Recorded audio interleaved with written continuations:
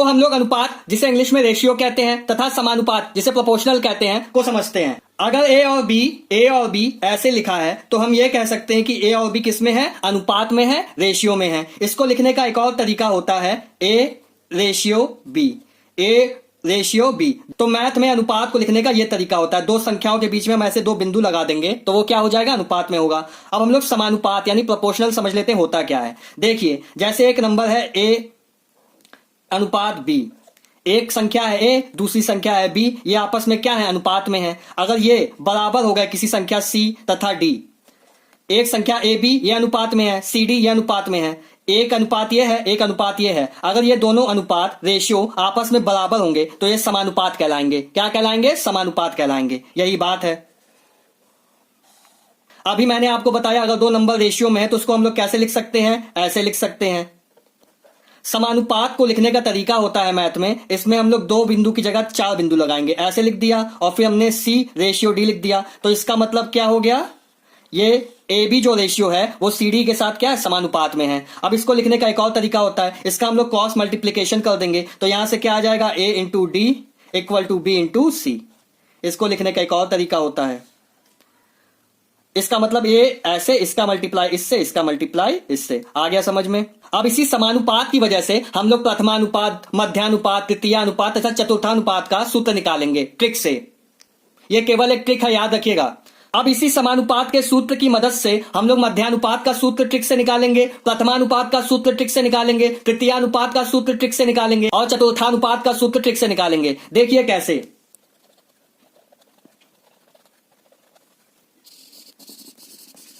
अब ये बात याद रखना, जो ट्रिक है और गोल्डन लाइन भी है, ये समझ गए तो ये टॉपिक पूरा खत्म हो जाएगा। जो अनुपात बोलेगा, क्या मान लीजिए हमसे प्रथमानुपात बोला, मध्यानुपात बोला, तृतीयानुपात बोला, चतुर्थानुपात बोला, इनमें जो अनुपात बोलेगा उसको निकालने के लिए, उसका फॉर्मूला निकालने के लिए, सूत्र निकालने के लिए ये एक ट्रिक है। उस संख्या को x मान लेंगे तथा उसे उसी क्रम में लिखकर समानुपात में बदल के सूत्र निकाल लेंगे। बस यही लाइन अगर आप समझ गए तो ये पूरा टॉपिक खत्म है। आप फॉर्मूला ट्रिक से निकालना सीख जाओगे। पहले मैं आपको बता देता हूं कि तृतीयानुपाती निकालने का सूत्र क्या होता है, देन हम उसे ट्रिक से निकालना सीखेंगे। तो तृतीयानुपाती निकालने का सूत्र होता है बी स्क्वायर बाई ए। क्या?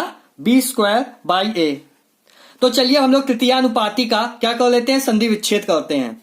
तृतीय धन अनुपाती। अब मैंने आपको जो गोल्डन लाइन बताई थी वो मैं आपको फिर से समझा देता हूं। देखिए मैंने क्या बताया था, जो अनुपात पूछेगा, क्या? जो अनुपात पूछेगा उसमें अनुपात के पहले जो संख्या दी होगी, नंबर दी होगी, इसका मतलब वो हमें नहीं दिया गया है तो हम उसे x मान लेंगे और उसी के क्रम के अनुसार लिख देंगे। मतलब देखिए, जैसे मान लीजिए हमें a तथा b का तृतीय अनुपाती निकालना है। अब हमने लिख दिया a और b। अब इसमें बताइए हमें कौन सा अनुपात निकालना है? तृतीयानुपाती निकालना है, मतलब तृतीय अनुपात निकालना है। तो हम लोग उस संख्या को हम लोग उसके क्रम के अनुसार लिख देंगे।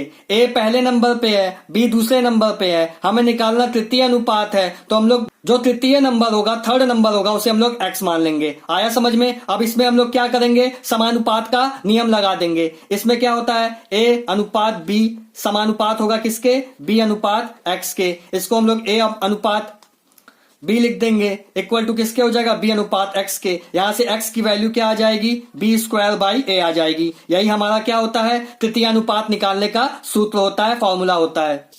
अब हम लोग एक प्रश्न देख लेते हैं इस पर बेस।